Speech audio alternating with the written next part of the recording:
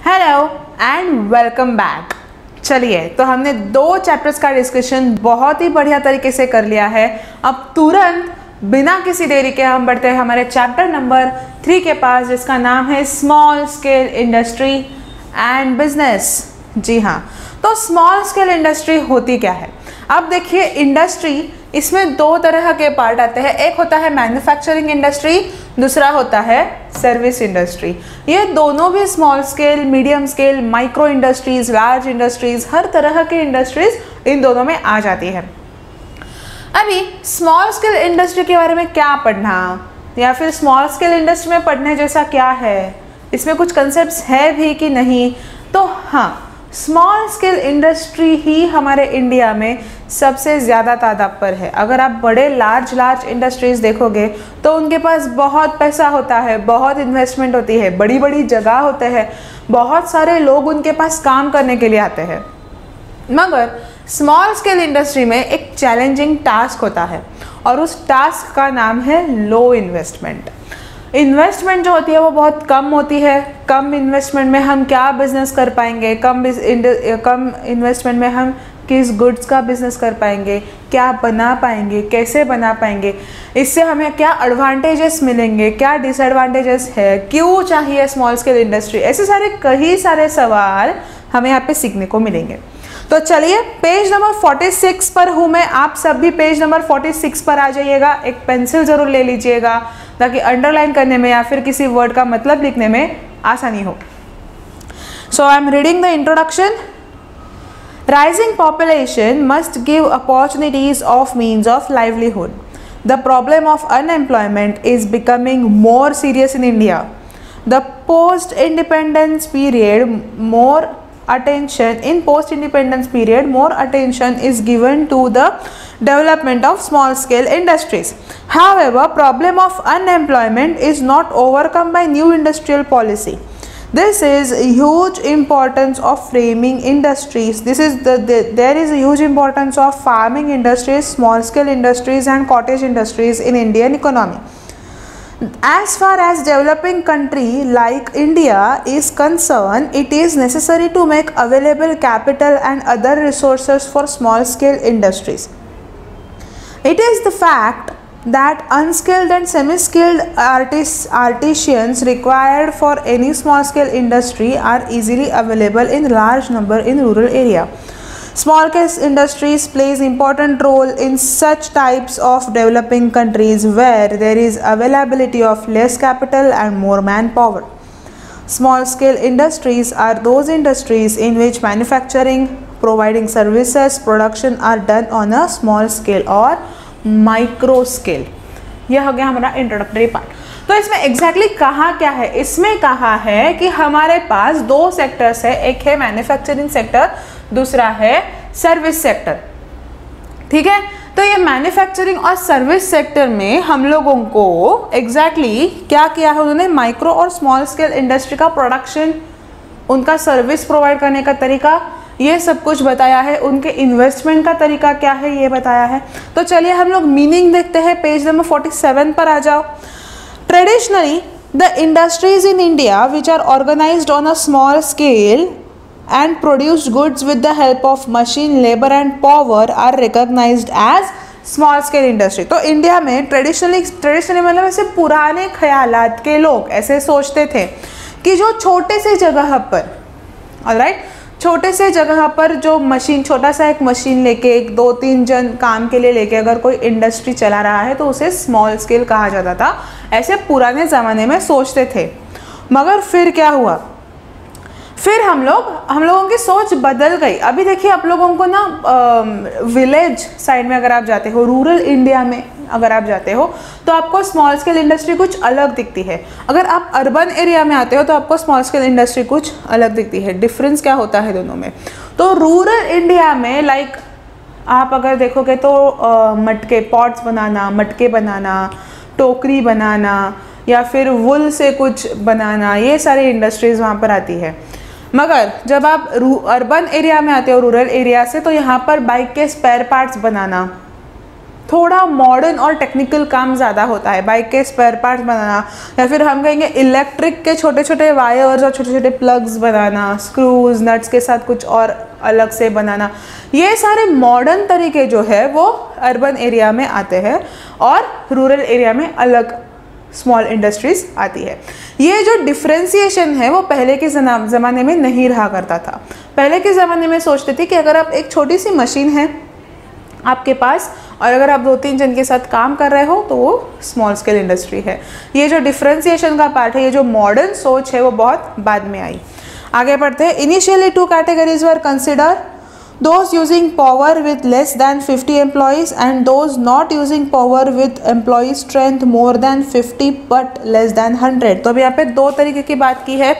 एक तरीका ऐसा है कि जो मशीन पावर यूज करता है, मशीन पावर प्लस एम्प्लॉयज, कितने एम्प्लॉयज का है उन्होंने, machine power plus 50, less than 50, less than 50, जो machine power plus less than 50 employee use करता हो, ये एक तरीका उन्होंने दिया है। दूसरा तरीका दिया है मोर देन 50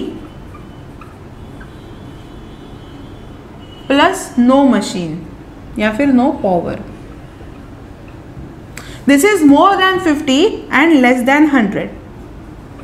ये 2 तरीके हम लोगों को दिए हैं। पहला तरीका क्या है, एक तो आप मशीन पावर यूज करो और लेस देन 50 लेबर्स के साथ काम करो तो आप स्मॉल स्केल हो। दूसरा है more than 50 less than 100 labours लो और बिना मशीन के काम करो तो आप स्मॉल स्केल हो। लेस देन 100 इज इंपॉर्टेंट क्योंकि लेस देन 100 होगा तो ही वो स्मॉल स्केल में आएगा। ठीक है, सो एक तो power plus less than 50 employee, machine power plus less than 50 employee, ठीक है, आप स्मॉल स्केल हो। या फिर more than 50 less than 100 employees and no power, तो आप स्मॉल स्केल हो, अदरवाइज स्मॉल स्केल नहीं है। आगे बढ़ते हैं। However, capital resources invested in plant and machinery building etc. have been primary criteria to differentiate small business from large and medium scale business। पहली बात मतलब यही है कि हम लोगों ने असेट्स में कितना इन्वेस्टमेंट किया है, कैपिटल में कितना इन्वेस्टमेंट किया है, बिजनेस में हमारी इन्वेस्टमेंट कितनी है। ये जो इन्वेस्टमेंट है वो इन्वेस्टमेंट एक बेसिक क्राइटेरिया है जिससे हम लोग डिफ्रेंशिएट कर सकते हैं कि लार्ज स्केल कौन सा है और स्मॉल स्केल कौन सा है। अगर इंडस्ट्री छोटी है, इन्वेस्टमेंट छोटी है तो वो स्मॉल स्केल, इन्वेस्टमेंट बड़ी है तो वो लार्ज स्केल। आगे बढ़ते हैं।